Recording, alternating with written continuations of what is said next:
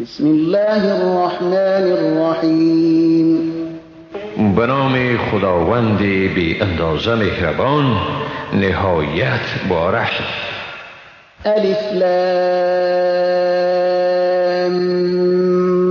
میم. ذلك الكتاب لا ريب فيه هدى للمتقین. الف لام میم.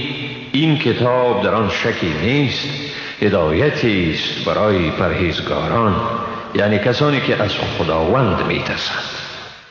الذين يؤمنون بالغيب ويقيمون الصلاة ومما رزقناهم ينفقون.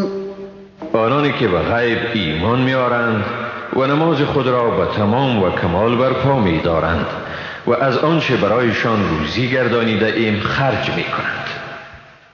والذين يؤمنون بما أنزل إليك وما أنزل من قبلك وبالآخرة هم يوقنون. و آنانی که به آنچه به تو نازل گردانیده شده و به آنچه پیش از تو نازل گردانیده شده ایمان می‌آورند و از ته دل به آخرت یقین دارند.